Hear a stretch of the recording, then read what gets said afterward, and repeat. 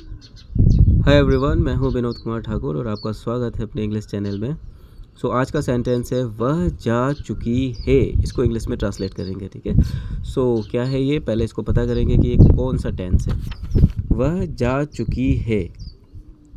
अब इसके लास्ट में है लगा हुआ है, दैट मीन्स ये प्रेजेंट है। अगर इसमें था होता, होगा होता, था थे थी होता तो पास्ट होता है ना, होगा होगी होता तो ये फ्यूचर होता, बट यहाँ पे है लिखा है।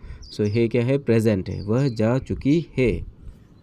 ये प्रेजेंट टेंस में, प्रेजेंट पास्ट फ्यूचर। पहले तो हमें ये पता करना होता है कि सेंटेंस कौन से टेंस का है।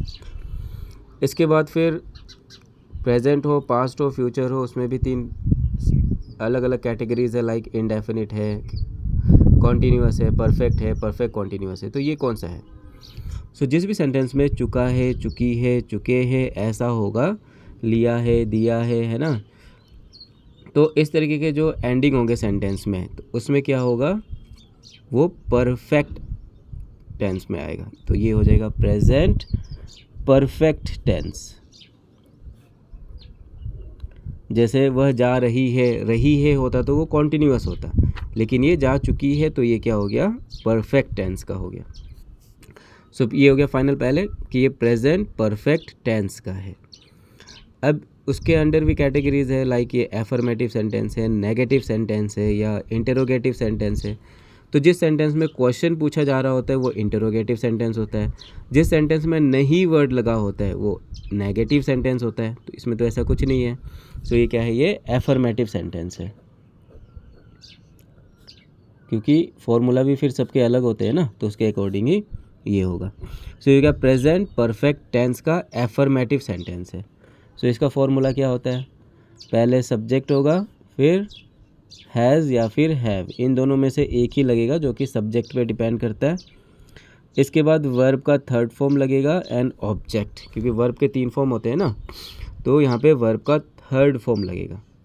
सबसे पहले है फॉर्मूले में सब्जेक्ट। तो यहाँ पे हमें पता करना है कि इस सेंटेंस में सब्जेक्ट क्या है। सब्जेक्ट क्या होता है, सब्जेक्ट वो होता है जिस सेंटेंस में जिसके बारे में बात हो रही होती है। तो यहाँ पे क्या है, वह के बारे में बात हो रही है। वह जा चुकी है, तो यहाँ पे सब्जेक्ट क्या है, सब्जेक्ट है वह। अब वह क्या है, लाइक उसको इंग्लिश में क्या बोलेंगे। अगर वह लड़का के लिए है तो उसके लिए ही लिखते हैं, और लड़की के लिए है तो उसके लिए शी लिखते हैं। तो ये भी ध्यान रखना है। वह जा चुकी है, दैट मीन्स ये सेंटेंस किसी लड़की के लिए है, तो यहाँ पे वह के लिए क्या लिखेंगे, शी लिखेंगे। ये हो गया सी, ठीक है। अब दूसरा काम क्या है कि हैज़ लगेगा या हैव लगेगा, ये डिसाइड करना है। तो इसका रूल क्या है कि अगर subject third person singular number है तब हैज़ लगेगा, और बाकी सभी सब्जेक्ट के साथ हैव लगता है। तो यहाँ पे सब्जेक्ट क्या है, सब्जेक्ट जो है वो है अपना शी। वो क्या है, फर्स्ट पर्सन है, सेकंड पर्सन है, या थर्ड पर्सन है। फर्स्ट पर्सन क्या होता है, फर्स्ट पर्सन जिसके बारे जो बोल रहा होता है, लाइक आई, वी, ये सब फर्स्ट पर्सन है। सेकंड पर्सन जो सुन रहा है आपकी बातों को, वो हो गया यू। और थर्ड पर्सन क्या है, जिसके बारे में बात हो रही होती है, जैसे ही हो गया, शी हो गया, इट हो गया, दे हो गया। तो शी क्या है, शी है थर्ड पर्सन। तो पहला कंडीशन हो गया क्लियर कि अगर subject third person singular number है तब हैज़ लगेगा। तो यहाँ पे अपना सब्जेक्ट थर्ड पर्सन है, क्या ये सिंगुलर है, तो ये हमें चेक करना है। तो ये अकेले है, हाँ ये सिंगुलर है। प्लूरल क्या है, जैसे THEY दे, वे होता है ना, तो वो होता है प्लूरल। अगर subject third person singular number है तभी हैज़ लगेगा। अगर सब्जेक्ट थर्ड पर्सन में प्लूरल हो जाए तो फिर हैव लग जाता है। आई है तो हैव, वी है तो हैव, यू है तो हैव, दे है तो हैव। लेकिन अगर ही है, शी है, इट है तो फिर हैज़ लगेगा। तो यहाँ पे ये हैज़ और हैव से क्या क्लियर हुआ, सी के साथ हैज़ लगेगा, सी हैज़।